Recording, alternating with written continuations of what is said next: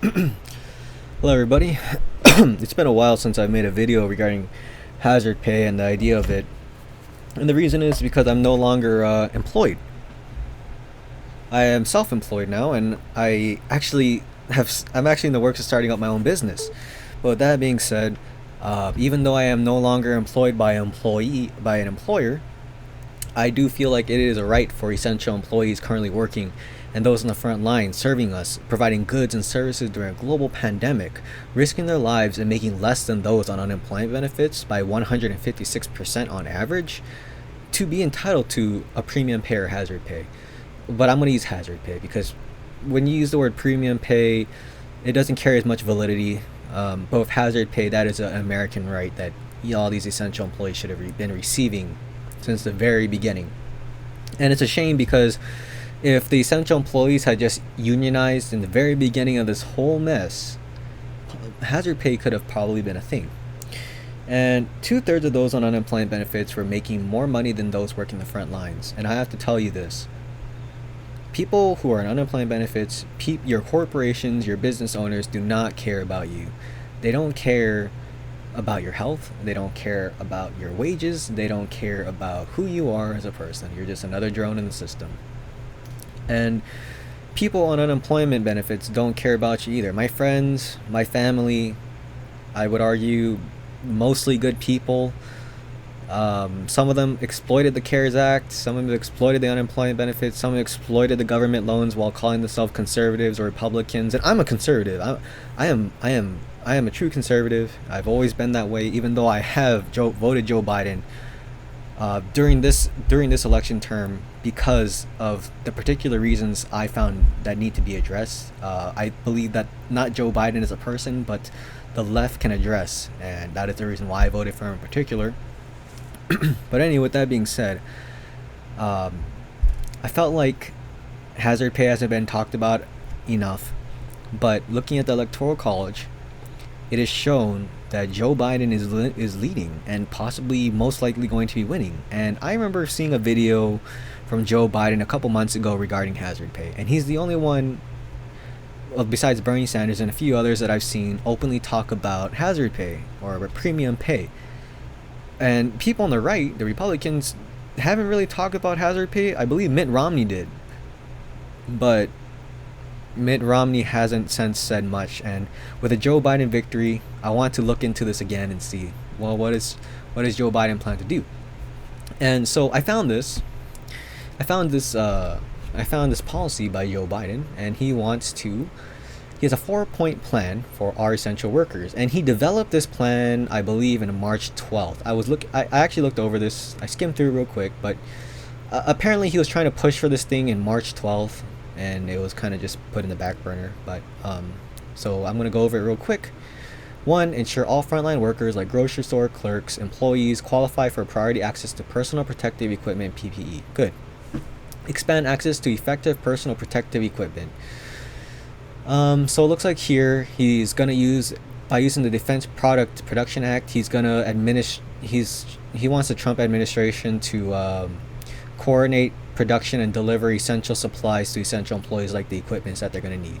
Number 3 is establish and enforce health and safety standards using OSHA. So like OSHA, Occupational Safety and Health Administrations, and the CDC, they're gonna work together to provide guidance for essential employees and how they should govern themselves in the workplace, and that's good.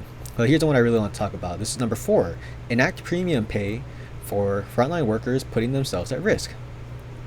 There is no substitute for ensuring work safety, but all frontline workers putting their lives on the line should receive premium pay for their work. The Trump administration should immediately work with Congress to pass a bold premium pay initiative. Under the Senate Democrats' Heroes Fund proposal, the federal government would step in and give essential workers a raise, with additional fund to attract workers to serve as health and home workers and first responders. This premium pay should be in addition to sick leave and caregiving leave for every worker. Joe Biden called for this on March 12th and planned a $15 minimum wage for all workers. Okay, that's good, because I live in one of the most expensive states in the U.S., and majority of these essential workers were making like 10, 11, and 13 bucks an hour. Okay, that is terrible. And they did not receive hazard pay or premium pay. They're working harder than ever and receiving less than those on unemployment benefits. People on unemployment benefits, they have free time to do whatever they want. They can go back to school, they can work on their garden, they can spend time with their kids, their family, they can go back to school, they can pick up skills that transition into the future.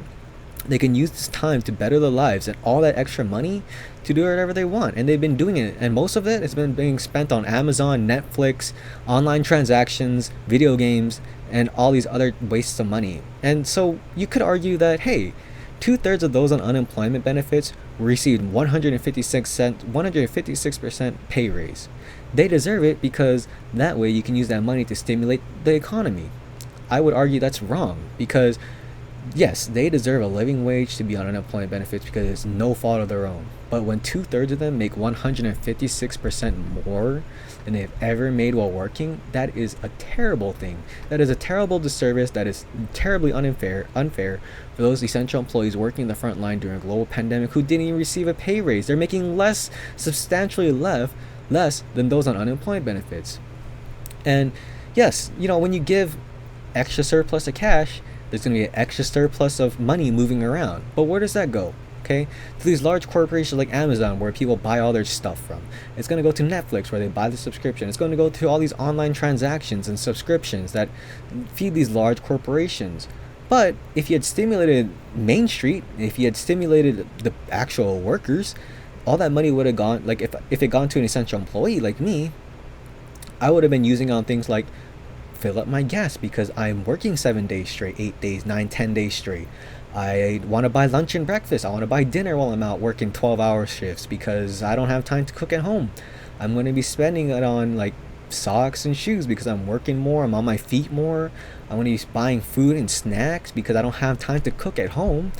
I'm going to be using it towards my health because, well, I'm going to need extra healthier foods during a global pandemic because I'm working in these hazardous conditions. I'm going to need more food because I'm working more. I'm going to need healthier and more quality food as well. I'm going to be supporting my businesses and local restaurants because I'm going to be eating out there when I can't cook food at home. And, I would argue that if you had given more money to the hazard pay and to essential employees, something that they deserve as an American right, which only 4% out of 96% of essential employees received, that would have really stimulated Main Street and the local businesses significantly more than giving 156% more to 2/3 of the people on unemployment benefits, because all you did was feed Wall Street more. Okay, you feed these large corporations money, and a lot of these people just gambled in the stock market. I have a lot of friends, first-time investors, think they're the next Warren Buffett. All they did was buy Tesla shares at a ridiculously high price. How is that stimulating Main Street? It's not. But I'm happy that Joe Biden is talking about, premium pay and hazard pay, because this is a right for all essential employees. This should have been done, in March 12th. It should have been done back in February. But that being said, hopefully it's going to be more than just this. Joe Biden did talk about a video where, Bernie Sanders actually did talk about hazard pay. We are talking about workers who are on the front lines. And that is whether they're medical professionals or workers in transportation, grocery stores, drug stores, meat packing plants, or whatever. They must receive hazard pay for the dangerous work that they do. I get a little bit tired of seeing these TV ads. I agree. From big corporations thanking the when heroes. Large corporations and people on the street don't even care about essential employees. Thank them. But pay them. Pay them hazardous pay for the dangerous work that they are doing. We can no longer allow multi-billion-dollar corporations like Amazon, Walmart, and Tyson Foods to treat essential workers like expendable workers, like sacrificial workers. We can no longer allow multi-billion-dollar corporations to run advertising calling their workers heroes while paying them starvation wages and treating them disrespectfully. And humans by nature are very selfish. Not all of them, but a lot of them are. So do you expect a large corporation, or do you expect people who are on unemployment benefits to care or advocate for hazard pay for these essential employees? No, because they don't care. So they're not gonna go out of their way and advocate for hazard pay. And whatever, it's just how humans are. But I'm optimistic moving forward if a Joe Biden win that hazard pay could actually like I did happen. this morning with leading medical advisors for an hour and a half, briefing on the state of the coronavirus in the United States. And guess what? Nursing homes and meat packing plants are the most dangerous places there are right now. That's not up for debate. Thousands of infections have been traced back to meatpacking plants, and at least 30 workers have died from it. They designate them as essential workers, then treat them as disposable.